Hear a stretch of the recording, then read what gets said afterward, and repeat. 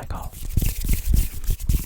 and today I'd like to tell you a little bit about my grandmother, someone who loved the Lord, who loved me, and wanted all of the grandchildren would say that we were her favorite. Each one of us believed that we were her favorite grandchild. We felt so loved and cared for.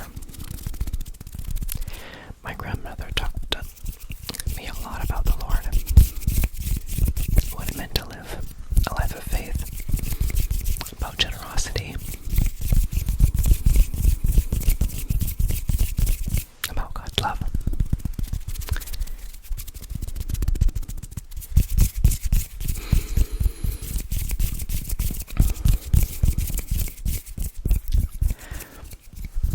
This one time,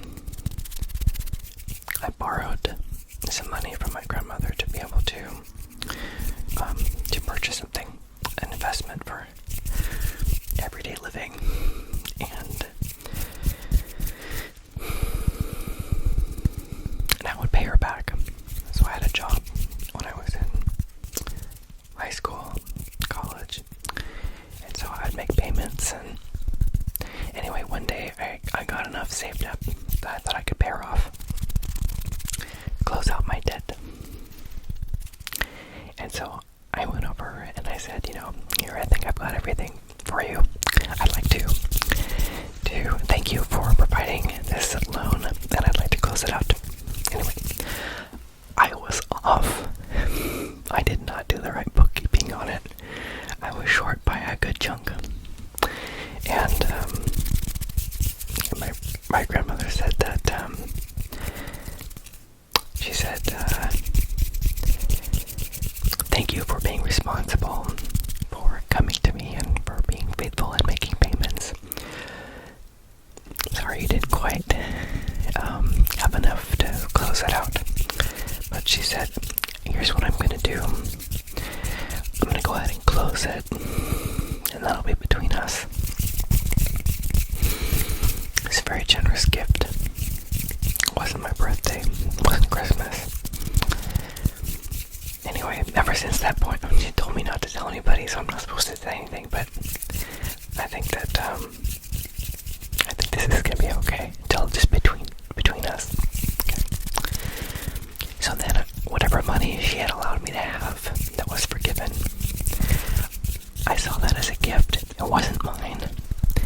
And so as things came up that people around me needed money, I felt free to be generous to give something to them because I had had this loan forgiven of this certain amount. And so I could just pay from that. So I didn't feel like I was out anything. It was just a gift. And then after a while, I got used to that. Being able to help people and be a blessing. It really changed my attitude towards giving.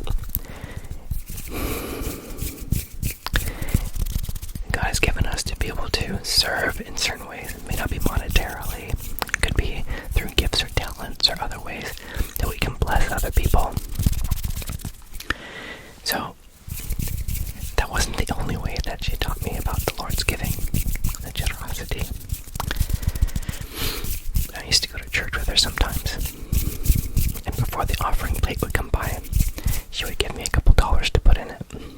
Okay. I'm like, why is my grandmother giving me money when I just have to give it away to the offering plate? Like, it doesn't make any sense to me. And it wasn't until a lot later in life that I realized that everything we've been given is a gift. Our job, any sort of income we have, the breath that's in our lungs, every day is a gift. Every day is a gift. And so when we tithe or when we give back to the Lord in some ways, we're not paying money to pay money. We're giving back an offering of thanks because we trust Him and we trust where it comes from. Now you could say, I can't afford to. I can't. God loves a cheerful giver according to what one has, not according to what someone doesn't have. So one of the ways we say thank you is by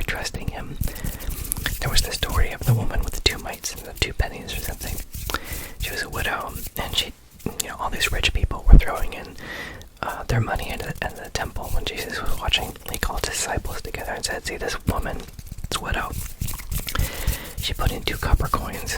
It's the least of all the coins that she put into. But she gave more than all of these people. They gave out of their wealth. But this woman gave what she had to live on. She gave more than all of them. You can say, well, that's not that much, 2 little copper coins. But the woman gave everything she had to live on because she trusted God for where everything came from, for where her life came from. Because God is the source of our life. So giving is an opportunity to say thank you. Again, it's according to what people have, not what you don't have. God isn't calling us to give stuff that we don't have away. He's not calling us to go into debt.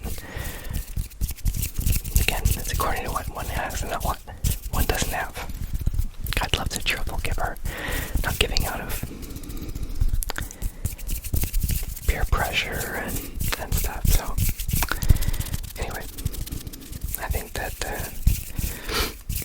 a lot of church giving has been given a bad rap because people are like, well, if it's from God, why do churches need to ask for money? It's like, well, the Lord provides for us, and so the people that are fully devoted towards teaching and preaching and stuff, that is their job, and they need to be paid somehow. In the same way in the old days, the priests used to get a portion of the offerings and things that were given, like the sacrifices and stuff, became food for the priests, if I understand it correctly. It's just anyway, I'm just rambling. So anyway, I learned a lot about the Lord from my grandmother. She was very generous. She used to put these little bags together when Christmas came around. We'd all get a little bag, or they'd have little fun presents in them with very quirky, whimsical little gifts, like a wig or glasses or something. And then she'd get us together as a family and with all the cousins and do a photo. They looked like some really wacky pictures and stuff, but there's some really good memories. So anyway, she just brought a lot of joy to the family. And I miss her a lot, but I'm looking forward to seeing her one day again too. Instead, I'm looking forward to seeing her again because she trusted the Lord. I know that she's with Him. So, I just want you to know that I'm so grateful for you. I'm so